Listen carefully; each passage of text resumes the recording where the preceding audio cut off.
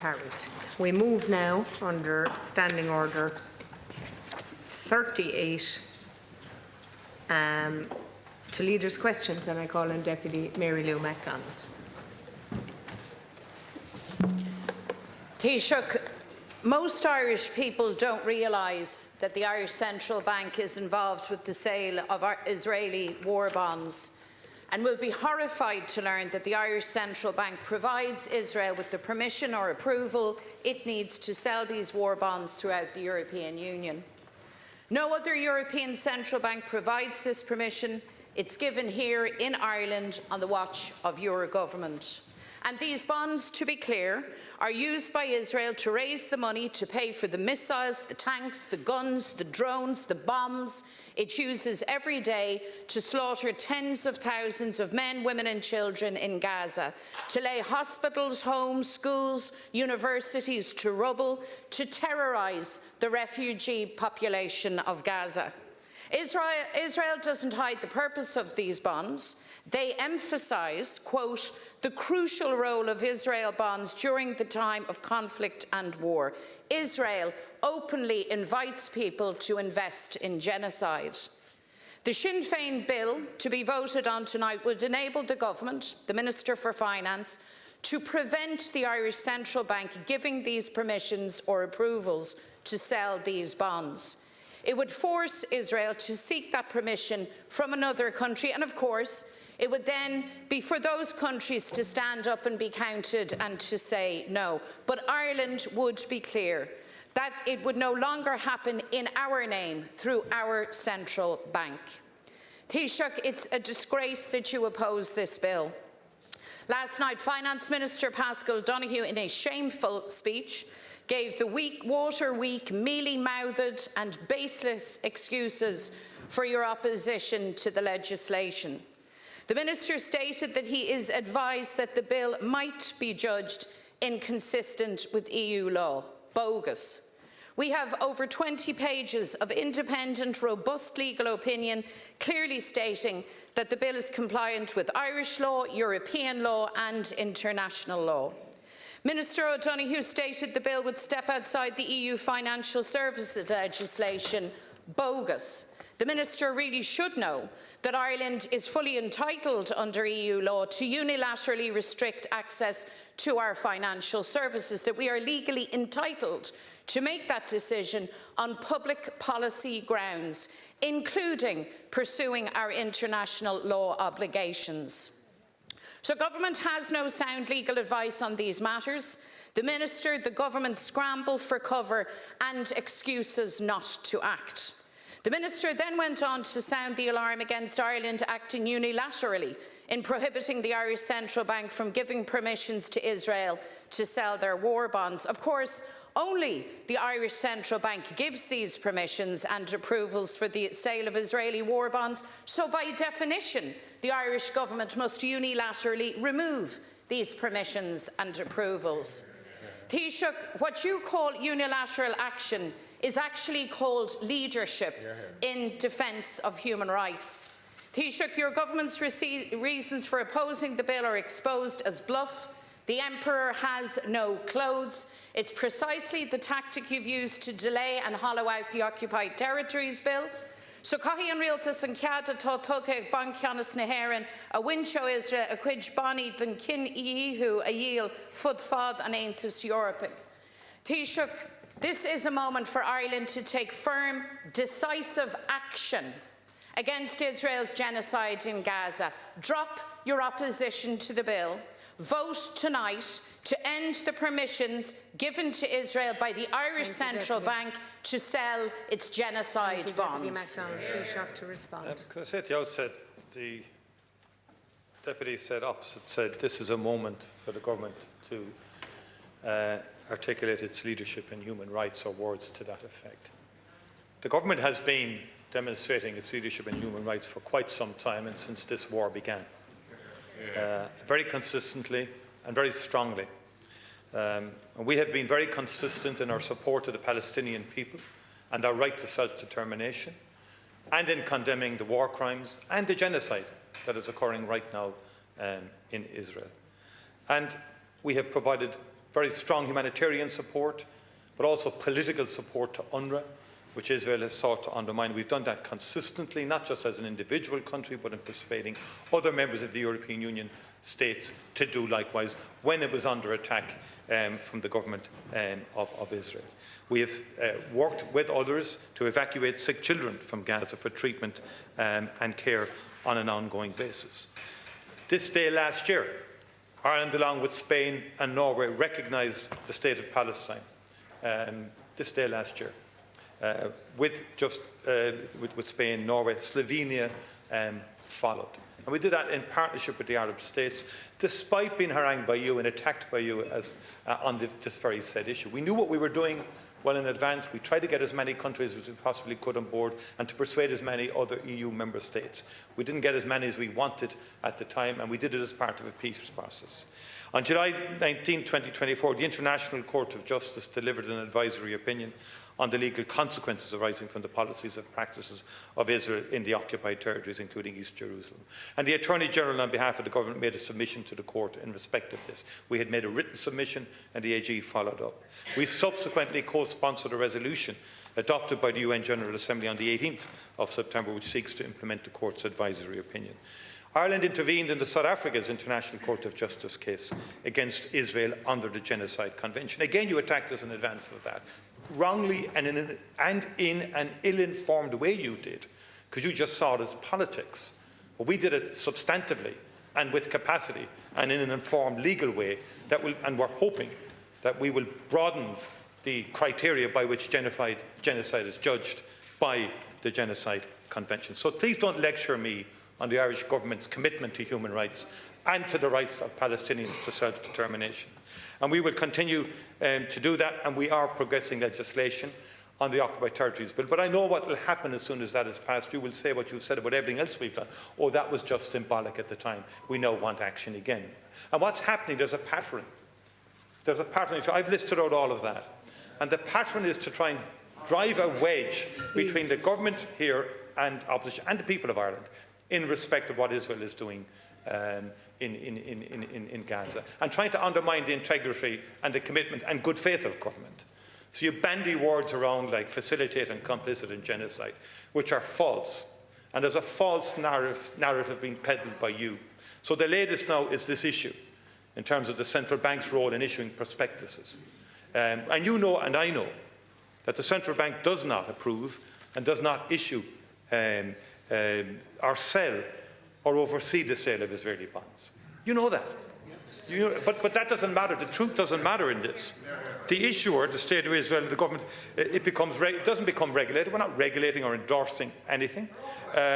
So what you've been about, and as soon as night follows day, when this happens, something else will come on the agenda.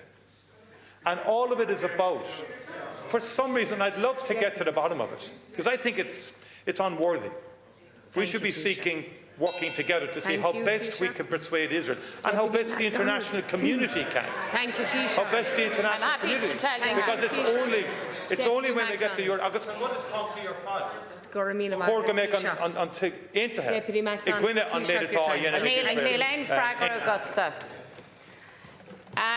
You're right on one score. I have a very, very long and established pattern of harassing and haranguing successive Irish Taoiseach governments for their inaction in Palestine. I will grant you that. By the way, it's a pattern that I intend to pursue for so long as Israel acts with impunity and for so long as a genocide and an occupation is in Palestine.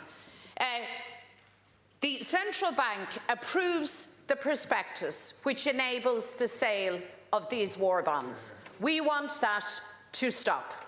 It's as simple as that. And our legislation enables the government, through the Minister for Finance, to put a stop to that. The Irish Central Bank, the Irish state, should have no hand or part, however minor, in facilitating the sale of those bonds. That's what we want. You have no legal basis for opposing our legislation. It's compatible with EU, Irish and international law. You need to act, and you need to act now. And I think it's very telling, Cian Corla, that at a time when a genocide is played out live before the eyes of the world, that the priority for the Taoiseach is a pat on the back for him and his government. Shame on you. Act. Taoiseach. Children are being slaughtered. Innocent civilians have been slaughtered. There's no one in this House should be looking for a pat on the back. And no one in this House should be seeking some sort of moral superiority over others in this House. And please. The focus through the chair, the focus has to be relentlessly on the policies of Prime Minister Netanyahu and the Israeli government, made up of extreme far-right elements who are committing genocide in Gaza right now. And the most effective way, let's call a spade, and you know it, the most effective way is to persuade as many people within the European, or member states within the European Union and indeed the United States to pull its support from the State of Israel in terms of what it's doing now. And sorry, I'm speaking now. I have possession of the House now. With respect now. Stop trying to bully it again in terms of this like that. I have the floor. Thank you, Taoiseach. I have the floor. You no longer I'm have the floor, Taoiseach. Your time is up. Deputy Ivana Bacik, please, of the Labour Party. Thank you, Taoiseach. Deputy Ivana Bacik. We have rules, Taoiseach, and I would expect both sides of the House to abide by them, particularly in timing.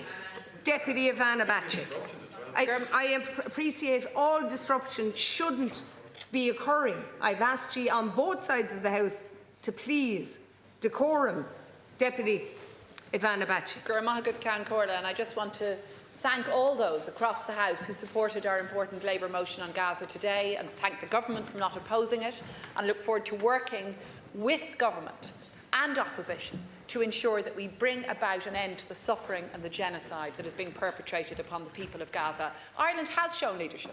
We can do more, and we want to work constructively and collectively to do more. Taoiseach, I want to raise the issue of housing with you today. This Friday, the latest homelessness figures will be published, but your government's already presiding over a shameful record. Currently, 15,378 people, including 4,675 children, are in homelessness. Each figure, each number, reflects a personal tragedy and a state failure. And we know that evictions from the private sector are driving increased numbers. We also know that more homes are urgently needed to address this housing and homelessness crisis. But under your government's watch, house building commencements are not rising, but rather dropping. No-fault evictions are continuing. And worse again, you're gutting the tenant in situ scheme, sowing uncertainty about its future, the scheme that was supposed to save families from a cliff edge of eviction. What we are seeing are that applications for the scheme are mired in bureaucracy, and it's soul-destroying for people because they know they're mostly doomed to fail. This is true across the country, Taoiseach. For example, in Limerick City and County Council area, more than 107 tenant in situ cases are now on hold. And I understand from my colleague Deputy Conor Sheehan that only 20 to 25 such cases, a drop in the ocean, are likely to be completed this year. Desperate people are applying, facing eviction, but wasting precious time that could be spent searching for somewhere else to live. And that policy failure has consequences. Every time we stand in this House, we must recall that policies we discuss are not in a vacuum, that they impact on real people, our constituents and neighbours and friends. I want to read from a letter shared with Deputy Sheehan by a constituent, a healthcare worker, a mother of 3. She and her family have lived in their home for nearly 20 years, but they're renters, and they received an eviction notice last year, Taoiseach. For months she attempted to secure her family's future through applying to the cost rental tenant in situ scheme. But the housing agency dropped her case just a matter of weeks ago, and she is ineligible for social housing, for HAP, or the local authority home loan. She can't apply for the first-time buyer scheme or for Fresh Start. She cannot overhold. A criminal conviction would ruin her career. She said in her heartbreaking letter, "I'm just 2 weeks away from homelessness. Everybody has been very kind, but nobody is coming back to me with any answers or hope for me and my family. I don't know what to do." And Taoiseach, there are so many others like this family facing a cliff edge you promised they wouldn't see. It's an indictment of government policy. It's cases like this where tenant in situ should apply. But Taoiseach, your government's in office 5 months. You and your new housing minister have done nothing to address the crisis facing this family or others. So what will you do for those facing eviction now? First of all, I would say to you that the key issue to housing is supply. And everything the government is doing is and will be focused on increasing the supply of houses right across the board, increase social houses. And we've had a record in the last 4 years in terms of about 48,000 social houses provided. Not since 2008 has that level of new build social housing been provided. And in addition, we did bring in the tenant in situ scheme. The Minister for Housing only 2 months ago secured an additional 325 million for the tenant in situ scheme and for its use for cases that you have raised. Now, local authorities are saying that they need more funding in addition to that, in the context of record state funding in terms of the housing issue. And there can be no doubt about that. And the Minister for Housing is engaging with local authorities in terms of the specifics that are coming back from local authorities, because in some cases it would be the Minister's contention that cases can be resolved in terms of funding that has been allocated, and also is engaging with the local authorities in terms of some of the specifics and in terms of issues that some local authorities might have in terms of acquisitions more broadly. And there was a reform of the scheme in order to target it more at people in arrears and who are in immediate danger of becoming homeless, and that it wouldn't be used more broadly in terms of general acquisition, because we do want the focus and the priority to be on building more social houses and to have all local authorities. Some are better than others in terms of building social houses and doing it with enthusiasm and proactivity. So the balance, we can't lose the balance of moving towards acquisition, because that was criticised in this House some years ago in terms of the leasing and so on of houses for social housing purposes. We still lease some in addition to the new builds, and we also acquire others, and particularly in the context of the tenant in situ scheme, which is in operation now for the guts of maybe 2.5 to 3 years, and has been very effective and impactful, although some aspects of it, in our view, was not used in the targeted way or in the way as originally intended. So we will continue to work with the local authorities in respect of the tenant in situ scheme, and meanwhile we're also working with approved housing bodies in addition to local authorities to get more social houses built, and with homeless organisations in terms of housing, in terms of getting more supply on the Housing First agenda to get more houses provided for people who are homeless. But the homeless issue is much more complex than it was 3 or 4 years ago, and there's other factors beginning to play into it. Well, Taoiseach, of course the answer is supply, and I think we all acknowledge that. But the issue is that your government is not doing anything to bring forward supply, to increase the delivery of homes. I watched your housing minister give an interview last night. There were no new ideas that I could hear that would address the situation facing the family I've described to you, a family who are in the same situation as far too many others, facing eviction, facing a cliff edge, and without any state support available to them, and certainly without any housing or alternative place to live available to them from the private sector because of the lack of supply. Taoiseach, you spoke about the reform of tenant in situ, but it's not working. And I've outlined to you the figures from Limerick. They're stark, but they're replicated across the country. All of us are hearing from people who should be able to avail of tenant in situ, but cannot. And it's not good enough for you or for any of your ministers to blame local authorities or to say that the funding is there. The will is not there from central government to address the housing and homelessness crisis, and there are families at the sharp edge who are feeling that now, and you're doing nothing for them. First of all, last year, about 1,500 houses were acquired under tenant in situ situations. And this is a scheme that's only in place for a very short period of time. So there's been a very rapid expansion of the tenant in situ scheme And indeed, local authorities, and I'm not criticising local authorities, but many did avail of the scheme and pushed forward in relation to its delivery. We saw a record number of new social homes constructed in 2023, as well as local authority and NAHB relets that are happening every single week. There's a range of options, by the way, facing local authorities in respect of specific tenants or tenants in arrears. And as I said, the Minister will continue to engage with local authorities in respect specifically of the tenant in situ scheme and acquisitions more generally. We want to move the balance to building more social houses in the medium term. But we acknowledge that in the interim, obviously, the tenant in situ scheme continues. Thank you, Taoiseach. Funding has been allocated. To the Social Democrats, Deputy Cian O'Callaghan. Firstly, Taoiseach, I recognise the work that the Government has done in terms of support for UNRWA in the ICG case, and indeed recognising the state of Palestine, which was done this day one year ago. However, there is much more that needs to be done, Taoiseach. And over the last 12 months, still unclear how much longer the state of Palestine will actually exist on the map. An entire people, culture and place are being methodically and systematically erased by Israel.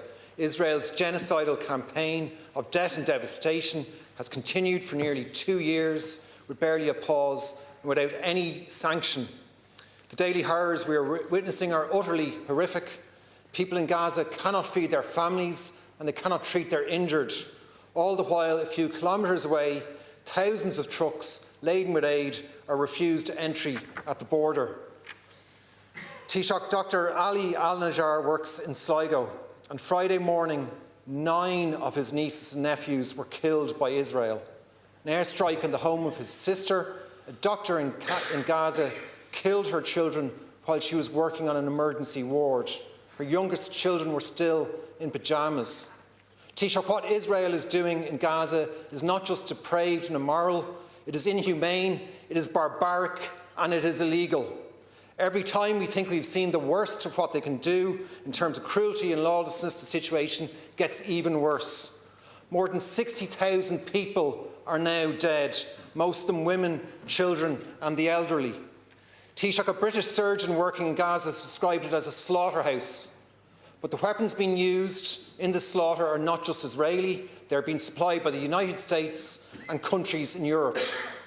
Much of the weaponry is being financed by the sale of Israeli bonds. These bonds that are explicitly advertised as being crucial to the war effort. Israel has run marketing campaigns imploring people to buy these bonds so they can stand with Israel. Israeli Bonds President and CEO Danny Navev has told potential investors that purchasing the bonds was the best way to help Israel support the war campaign. And the sale of these bonds is being facilitated in Europe by the Irish Central Bank. Those are the facts.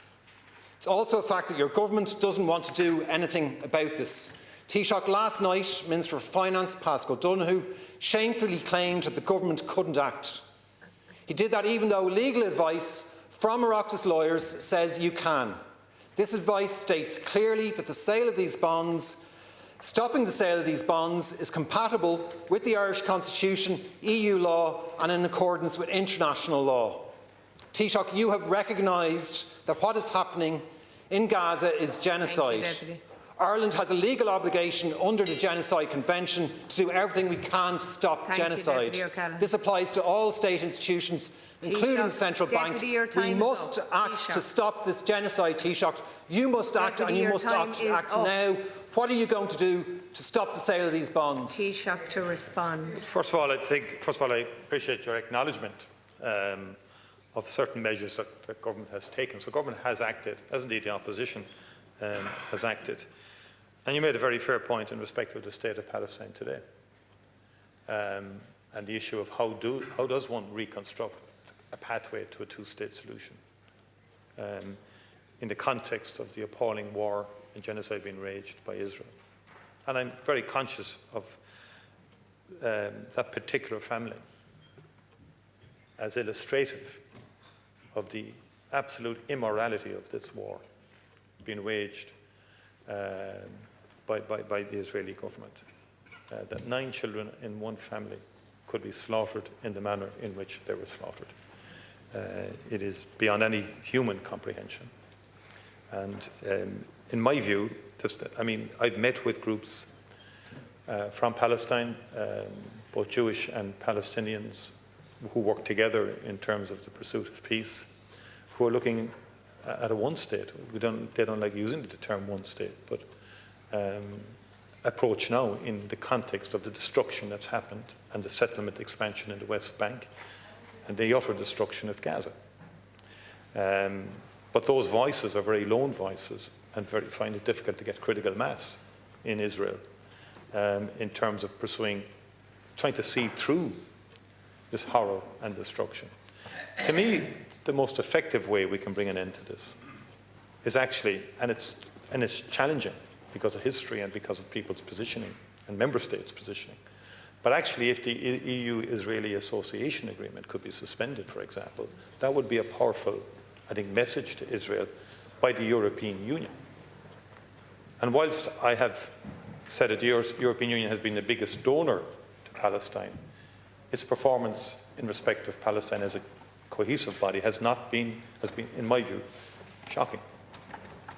Now, Ireland, from the very beginning, first country with Spain to say there should be a ceasefire, release of all hostages, and Hamas has culpability in terms of what they did, and an immediate surge. It's hard to comprehend that when we first sought an immediate ceasefire, we were very lone voices within the EU Council, and that quite a lot of member states instinctively supported the Israeli position because of history.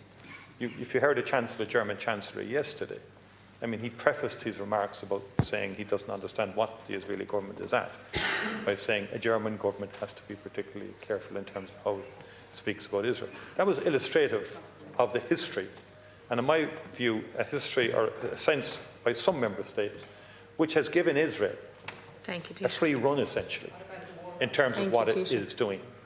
And so I think it's at that level and at the level of the United States government that the real leverage can happen to get Israel to stop.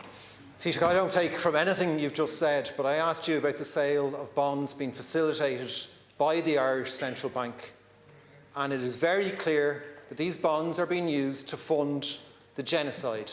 Now, you've recognised the genocide taking place. You have an obligation under the Genocide Convention to do everything you can to stop that genocide. The fact that that genocide is being financed in part by bonds being authorised by the Irish Central Bank, clearly that has to stop, and that has to stop now. And you as Taoiseach and you as the government can tell the Central Bank to stop facilitating and authorising those bonds. So will you do that, and will you answer that question? Not taking from anything else you're saying or doing, but in relation to bonds and the financing of this genocide, will you do everything you can to stop it? Thank you, Deputy Taoiseach. In relation to the bond issue, the Central Bank, first of all, is part of the European Central Bank. It is a constituent member of the European Central Bank, so we all know that as well. So I know it doesn't act unilaterally on fundamental matters in terms of, and that's the reality of we joining the European Central Bank. And it is independent of government too, by the way. We know that. That's a fundamental point of central banks.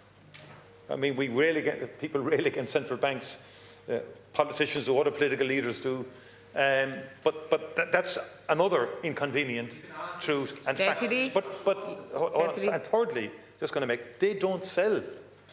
They don't sell in a very narrow area in terms of the prospectuses, in terms of whether that's fulfilled. But there are limits. That's all. If all of you want to be honest about it, we're really, if I get the right phrase here, we're really on a very narrow ground here of trying to. We are really. We are really. This is not as proclaimed. Ireland is not. The Irish Central Bank is not facilitating anything. Thank you, Taoiseach. Your time is up. We move to the next question, which is Deputy Paul Murphy of the Independent Parties Technical Group. Deputy Murphy. When Amelia was 3, she had osteotomies on both hips at Temple Street. Her mother felt unduly and inappropriately pressured by the surgeon. It started out with the possibility that she might need one hip done, and then it was an absolute necessity to get both done. Amelia was 6 before she could walk properly. She was the slowest to do a cartwheel, the last to ride a bike. She still has pain when she climbs stairs. Her Her younger sister Hannah was then later in Temple Street with an unrelated eye condition. But the same surgeon spotted her and insisted on checking her for hip dysplasia. The mother said, no, that's not necessary. She's been checked at the Coombe, everything is fine. But the doctor insisted. He logged into the CHI database, he looked at the scan, and he said, no, Hannah definitely needs to get both hips done.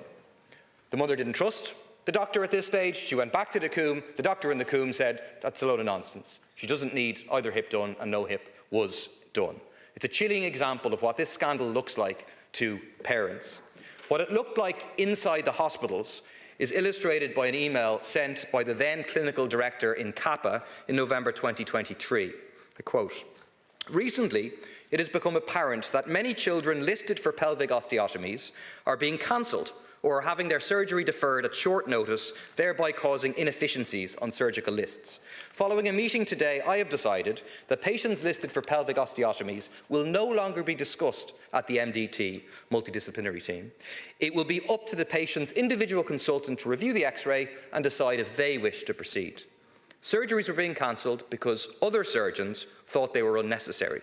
Instead of saying there's something wrong here, the clinical director said, we'll stop discussing them at the MDT, and it'll be fully in the hands of the original surgeon to decide what they would do." Incredible. What was the motivation for this? If Hannah had been operated on, because they had private health insurance, the surgeon would have made €1,500 for the first hip and another €750 for the second. That's what they would have made for Amelia's 2 hips. An example of the poisonous role of private profit in what should be a public health system. 3 questions for you, Taoiseach. Firstly, why are the surgeons who conducted hundreds of unnecessary surgeries still operating on children? One of them could do an osteotomy tomorrow. Surely they need to be suspended or at the very least stopped from performing osteotomies until the audit is verified. Secondly, the government and the CHI have publicly committed to independently reviewing all of these you've committed to independently reviewing all of these osteotomies. But the clinical director of CHI has emailed staff saying, I quote, "It is acknowledged that some patients and parents may request a retrospective review of their case to determine the indications for surgery." Taoiseach, do you agree that the onus should not be on parents to request that their cases be reviewed? Thank you, Deputy. Finally, Taoiseach, do you agree that the review should not be limited to patients from 2010 onwards, as is clearly indicated by the CHI Deputy, statement? thank you. The operation started in 2002 and all of them need to be reviewed. Taoiseach, please. Yeah, first of all, I thank the Deputy for raising the issue and the case of, I think, Amelia and Hannah. Now, can you confirm Hannah didn't get the surgery, I take it? Yeah, okay. I would ask that the parent would, and I don't want to put too much burden on the parent, but I think the issue should be formally referred to the Medical Council, for example, or to the authorities in CHI. I think it's important now that the Medical Council takes a role here in terms of the professional regulation of its members. And there's an onus on the Medical Council to be proactive in respect of this issue. Now, I'm conscious that it's a random, anonymised sample, although the author says there's a preponderance, I think, I don't want to paraphrase, to a smaller number of surgeons in this context. I don't know who the clinical director, by the way, is there, but I don't know who that clinical director was at that time, but that in itself is a serious issue, because that seems to be a shutting down of the multidisciplinary team, and the multidisciplinary approach is a safeguard against wrongdoing or poor practice or ill-informed decisions, because the collective can inform. And I've met many, many consultants who will say it's the collective approach as to whether we'll do surgery or not. And medicine is not an exact science. That's why the collective is important. So I would be very, very worried about that letter in terms of the suspension of the MDT team in respect of assessing the necessity for operations in this area. In terms of, and I think I have to be careful what I said, there's one further report coming, the NAGM report, but we do know on a different case, in terms of Springs, action was taken in terms of a consultant being put on suspension. And there is an issue for CHI here as well, in terms of it now needs to satisfy itself as an employer and satisfy the patients who prospective patients, that there's no danger to any future patients, or that the environment is safe following the publication of this report. So I would acknowledge what you are saying. By definition, the publication of the report creates issues, and perhaps creates issues in respect of a number, maybe a small number of consultants. And that needs to be bottomed out fairly quickly. Obviously, the follow-through and the onus should not be on parents. You are correct. In my view, we need to do an exhaustive now examination. And the Minister has already set about that, but has to put together an external multidisciplinary team of professionals who would do that review of cases. That would shed more light then on the broader issue in terms of Deputy Murphy. What has already been discovered in the audit in terms Deputy of Murphy. veracity and verifying it. Thanks. I mean, sometimes when people are discussing this issue, they talk about culture in a kind of disembodied sense. That a culture exists that was bad, and clearly it did in this case. But the culture was created by individuals and carried on by individuals. And the top surgeons in question were a really big part of this. And the question has to be asked in terms of what was the motivation. Was the motivation financial? When I heard the figures, that this is on top of salaries, €1,500 for a first hip, another $750 for the second hip. These are relatively easy operations for the surgeons to do. You can see that may have a significant distorting effect on what is happening in our hospitals, and proves the basic point that we need to have a proper public health system. I'd make the point that the email which suspended the MDTs, which was incredible, was CC'd to the senior management at CAPA. It should have raised a red flag. Clearly it didn't, because then that proceeded to happen. The MDTs were suspended. I'll go back to the Taoiseach as to whether you agree that these surgeons should at the very least not now be conducting osteotomies. I mean, that can be done immediately. I think that needs to be done immediately. And finally, will you confirm, because just when you read the CHI statement, it's clear about from 2010 being reviewed. It needs to go back to 2002. Taoiseach, please. That's when these started. I think the Minister has said already in response to that last evening that the Minister is not ruling out going beyond 2010, but that the priority has to be right now follow through. And that anyone be...